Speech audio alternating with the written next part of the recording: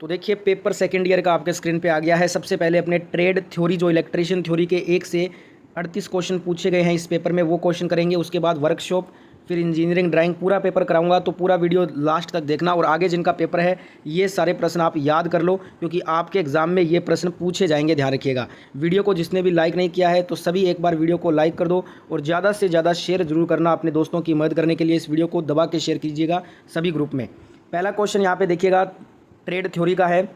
चित्र में दिखाए अनुसार परीक्षण का नाम आपको बताना है। तो यहाँ पे ये जो चित्र है ना, इसमें बताना है कि कौन सा परीक्षण ये हो रहा है। तो ये आपका है grounded coil test. Option number A right answer हो जाएगा, करेक्ट आंसर होगा ऑप्शन नंबर ए। फटाफट से आंसर बताऊंगा, आप नोट डाउन करते रहिएगा। आपके पास समय कम है, एग्जाम बहुत ही नज़दीक है, इसलिए फटाफट से आंसर बता रहा हूँ। आप सभी आंसर स्क्रीनशॉट ले लो या फिर नोट डाउन करते रहो। अगला क्वेश्चन है क्वेश्चन नंबर 2। चित्र में दिखाए गए नियंत्रण पैनल वायरिंग में प्रयुक्त सहायक उपकरण का नाम क्या है। तो यहाँ पे जो चित्र में आपको नियंत्रण पैनल वायरिंग दिखाई गई है ना, इसमें सहायक उपकरण जो दिखाया गया है इसका नाम आपसे पूछ रहा है ये। तो इसको बोलते हैं केबल बांधने का पट्टी, cable binding straps and button इसको कहा जाता है। ए नंबर ऑप्शन यहाँ पे हमारा राइट आंसर होगा इस क्वेश्चन का। पूरा का पूरा रियल पेपर है ये इलेक्ट्रीशियन का, और आगे बिल्कुल ऐसा पेपर आएगा। तो पूरा पेपर आपको समझ लेना है और अच्छे से याद कर लेना है, क्योंकि ये क्वेश्चन आपके पेपर में भी आएगा। क्वेश्चन नंबर 3 है, अल्टरनेटर के समानांतर संचालन से पहले कौन सी शर्त पूरी होनी चाहिए। ऑप्शन 3 देखिए राइट हो जाएगा, फेज अनुक्रम समान होना चाहिए। सी नंबर ऑप्शन राइट हो जाएगा। एक्सप्लेन नहीं करूंगा यहाँ पे आपको क्वेश्चन को, क्योंकि समय कम है। फटाफट से पूरा पेपर हल करना है, बाकी और भी पेपर आ रहे हैं तो उनको भी हल करना है, इसलिए फटाफट से आंसर बता रहा हूँ आपको मैं। अगला क्वेश्चन है क्वेश्चन नंबर 4। क्वेश्चन में कह रहा है कि जो डीसी मोटर की गति के व्युत्क्रमानुपाती होता है उसको बताइए। Which is inversely proportional to the speed of DC motor, ये होता है field flux. D number option यहाँ पे हमारा राइट आंसर होगा इस क्वेश्चन का। अगला क्वेश्चन नंबर 5 यहाँ पे पूछा गया है, ऑफ लोड स्थिति में कौन सा स्विच संचालित होता है। ऑफ लोड स्थिति में आइसोलेटिंग स्विच संचालित होता है। डी नंबर ऑप्शन यहाँ पे करेक्ट आंसर होगा इस क्वेश्चन में। अगला क्वेश्चन देखिएगा, क्वेश्चन नंबर 6 है, घरेलू उपभोक्ताओं के लिए अपनाई गई एसी वितरण लाइन में वोल्टेज अनुपात कितना होता है। तो ये 415 वोल्टेज 240 वोल्टेज होता है। कितना होता है? 415 240। बी नंबर ऑप्शन यहाँ पे राइट आंसर होगा। अगला क्वेश्चन देखिएगा, क्वेश्चन नंबर 7 है, डीसी मोटर के बैक ईएमएफ की गणना करने का सूत्र क्या होता है। तो इसका सूत्र होता है EB बराबर V माइनस IA गुना RA volt. B number option यहाँ पे करेक्ट आंसर हो जाएगा। अगला क्वेश्चन है क्वेश्चन नंबर 8, चित्र में दर्शाए गए डीसी जनरेटर के भाग का नाम क्या है। यहाँ पे जो आपको जनरेटर का भाग दर्शाया गया है डीसी जनरेटर का, इसका नाम बताना है। तो इसको बोलते हैं हम आर्मेचर कोर लेमिनेशन। क्या बोलते हैं? आर्मेचर कोर लेमिनेशन बोलते हैं। डी नंबर ऑप्शन राइट हो जाएगा। अगला क्वेश्चन देखिएगा, वार्निशिंग से पहले रीवाइंडेड एसी मोटर के लिए प्री हीटिंग क्यों आवश्यक होती है। वाइंडिंग में नमी सुखाने के लिए। ए नंबर ऑप्शन यहाँ पे राइट आंसर हो जाएगा। पूरा का पूरा पेपर आपको देखना है, बिल्कुल ऐसा पेपर आपके शिफ्ट में भी आएगा। अगला क्वेश्चन है, चित्र में दिखाए अनुसार स्टार डेल्टा स्टार्टर में एक्स से चिन्हित संपर्ककर्ता का नाम क्या है।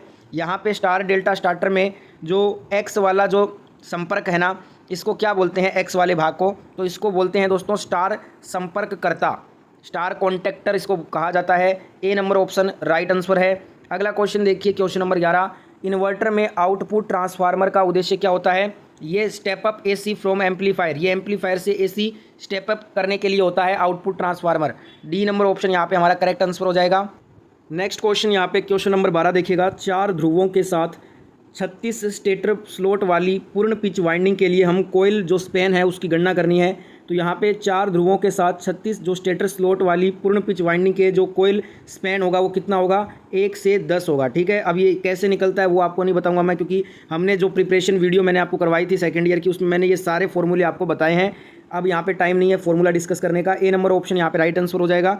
अगला क्वेश्चन देखिएगा, अगला क्वेश्चन है, स्लिप रिंग इंडक्शन मोटर का उपयोग करके हम 3 phase squirrel cage induction motor की गति को नियंत्रित करने के लिए कौन सी विधि की जाती है। तो इसके लिए हम कैस्केड संचालन ऑपरेशन करते हैं, कैस्केड संचालन करते हैं। बी नंबर ऑप्शन यहाँ पे हमारा करेक्ट आंसर हो जाएगा।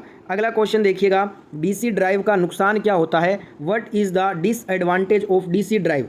तो ये उच्च गति संचालन के लिए उपयुक्त नहीं होता है, not suitable for high speed operation. ये डीसी ड्राइव का नुकसान है। बी नंबर ऑप्शन यहाँ पे राइट आंसर होगा। पूरा का पूरा पेपर देखना है आपको, एक भी क्वेश्चन को स्किप नहीं करना है। अगला क्वेश्चन है, डीसी ड्राइव के नियंत्रण पट में JOG कुंजी का उद्देश्य क्या होता है? इसका उद्देश्य होता है inching operation. C number option यहाँ पे राइट आंसर हो जाएगा इस क्वेश्चन में। अगला क्वेश्चन देखिएगा, स्टेपर मोटर के फ़ायदे क्या होते हैं? What is the advantages of stepper motor? तो ये बहुत कम गति से चल सकता है, can run at very low speed. ये स्टेपर मोटर के फ़ायदे होते हैं। सी नंबर ऑप्शन यहाँ पे राइट आंसर होगा इस क्वेश्चन में। अगला क्वेश्चन देखिएगा, बड़े डीसी जनरेटरों में क्षतिपूर्ति वाइंडिंग क्यों प्रदान की जाती है? तो ये आर्मेचर प्रतिक्रिया के विचुंबकीय प्रभाव को बेअसर करने के लिए बड़े डीसी जनरेटरों में क्षतिपूर्ति वाइंडिंग प्रदान की जाती है। सी नंबर ऑप्शन यहाँ पे राइट आंसर होगा। बिल्कुल सेकेंड ईयर इलेक्ट्रीशियन का ऐसा पेपर आपके शिफ्ट में भी आएगा, तो पूरा वीडियो एंड तक देखिए और सारे प्रश्न आप याद जरूर कर लीजिएगा, ठीक है। अगला क्वेश्चन है, जैसा कि चित्र में दिखाया गया है एम्पलीफायर का नाम बताना है। ये जो डायग्राम है ना, ये कौन सा एम्पलीफायर है इसका आपको नाम बताना है। तो अगर आपने डायग्राम देख लिया है तो चलिए ऑप्शन देख लेते हैं। तो ये class B push pull amplifier है। कौन सा है? Class B push pull amplifier. सारे डायग्राम याद करके आना है आपको, एग्जाम में डायग्राम वाले क्वेश्चन बहुत ज़्यादा आ रहे हैं। अगला क्वेश्चन है, फील्ड इफेक्ट ट्रांजिस्टर FET का मुख्य अनुप्रयोग क्या होता है? ये वोल्टेज नियंत्रण डिवाइस होता है। क्या होता है? वोल्टेज नियंत्रण डिवाइस। बी नंबर ऑप्शन यहाँ पे हमारा राइट आंसर हो जाएगा। अगला क्वेश्चन है, डीसी जनरेटर में प्रेरित EMF की दिशा ज्ञात करने के लिए किस नियम का उपयोग किया जाता है? इसके लिए फ्लेमिंग के दाहिने हाथ का नियम का उपयोग किया जाता है। ए नंबर ऑप्शन यहाँ पे करेक्ट आंसर हो जाएगा। अगला क्वेश्चन देखिएगा, दोलक सर्किट में दोलनों या तरंगों को बनाए रखने के लिए कौन सा सर्किट आवश्यक होता है? इसके लिए होता है पॉजिटिव फीडबैक सर्किट, सकारात्मक फीडबैक सर्किट होता है। डी नंबर ऑप्शन यहाँ पे हमारा राइट आंसर होगा। अगला क्वेश्चन है, अल्टरनेटर के इंसुलेशन प्रतिरोध को मापने के लिए उपयोग किए जाने वाले उपकरण का नाम क्या होता है? इसको मेगर कहा जाता है। क्या कहा जाता है? मेगर। ए नंबर ऑप्शन यहाँ पे करेक्ट आंसर हो जाएगा। अगला क्वेश्चन है, तीन कला प्रेरण मोटर में किस गति को तुल्यकालिक गति कहते हैं? ये चुंबकीय क्षेत्र की गति को घुमाते हुए रोटेटिंग मैग्नेटिक फील्ड स्पीड को कहते हैं। ए नंबर ऑप्शन राइट आंसर होगा इस क्वेश्चन का। पेपर को सभी एक बार लाइक कर दीजिएगा। जितने भी दोस्त वीडियो देख रहे हो सभी के सभी एक बार वीडियो को लाइक और शेयर जरूर कीजिए।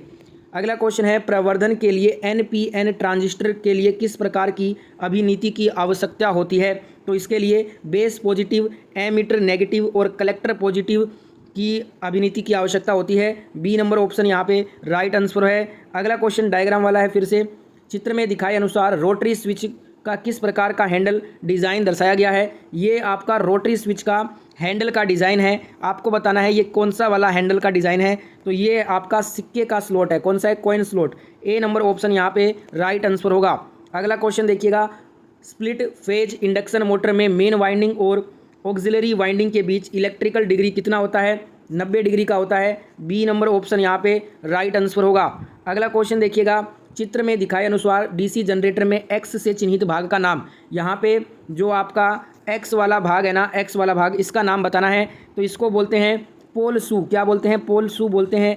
ए नंबर ऑप्शन यहाँ पे राइट आंसर है। अगला क्वेश्चन है, AC ड्राइव के BOP में PROG बटा डाटा बटन का उद्देश्य क्या होता है? ये दर्ज किए गए डेटा को संग्रहित करने और फैक्ट्री में संग्रहित डेटा को दिखाने के लिए काम में लिया जाता है। डी नंबर ऑप्शन यहाँ पे करेक्ट आंसर होगा।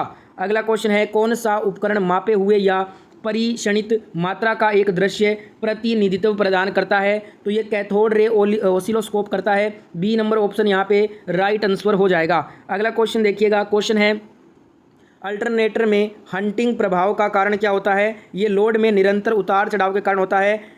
राइट आंसर ऑप्शन नंबर ए हो जाएगा इस क्वेश्चन का।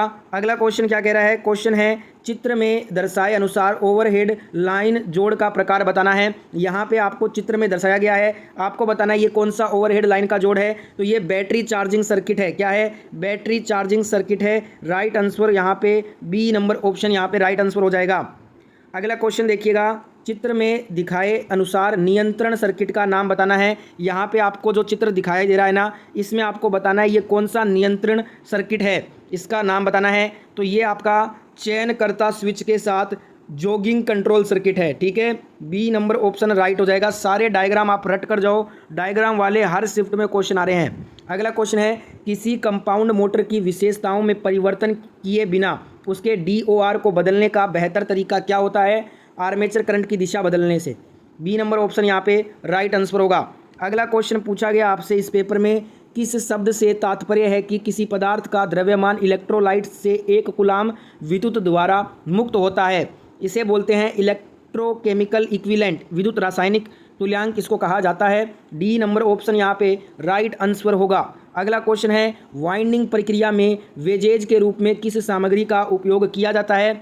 बांस सामग्री का यूज करते हैं वाइंडिंग प्रक्रिया में वेजेज के रूप में। C number option right answer हो जाएगा। अगला क्वेश्चन देखिएगा, 10 HP 3 फेज इंडक्शन मोटर को पूर्ण लोड पर चलाने के लिए फ्यूज दर कितनी होगी? 25 एम्पियर होगी। डी नंबर ऑप्शन यहाँ पे राइट आंसर हो जाएगा। अगला क्वेश्चन इस पेपर का पूछा गया आपसे, AC मोटर के स्टेटर में कुल विद्युत डिग्री की गणना करने के लिए किस सूत्र का उपयोग करते हैं? इसके लिए हम टोटल इलेक्ट्रिकल डिग्री बराबर 180 गुना नंबर ऑफ पोल्स, ये वाला सूत्र लगाएंगे। ए नंबर ऑप्शन यहाँ पे राइट हो जाएगा। इस पेपर का ट्रेड थ्योरी का लास्ट क्वेश्चन पूछा था आपसे, प्रतिक्षेप के बाद आर्मेचर के लिए किस प्रकार का परीक्षण चित्रित किया गया है? तो ये आपका देखिएगा, ये चित्र में आपको बताना है कौन सा परीक्षण किया गया है इसमें। तो इसमें किया गया है लघुपतित कुंडल परीक्षण, शॉर्टेड कोयल टेस्ट इसको बोलते हैं। सी नंबर ऑप्शन राइट हो जाएगा। अब अपने वर्कशॉप कैलकुलेशन के जो क्वेश्चन पूछे गए हैं आज आपके इस शिफ्ट में, पहला क्वेश्चन वर्कशॉप का पूछा गया था, a गुना ए स्क्वायर गुना ए की क्यूब गुना A4 का मान क्या होगा? इसका मान होगा A10। क्या होगा? A10 होगा। बहुत ही आसान क्वेश्चन था। ए नंबर ऑप्शन यहाँ पे राइट आंसर हो जाएगा। अगला क्वेश्चन पूछा था वर्कशॉप का, AM गुना AN के लिए फॉर्मूला होगा, ये हो जाएगा AM+N।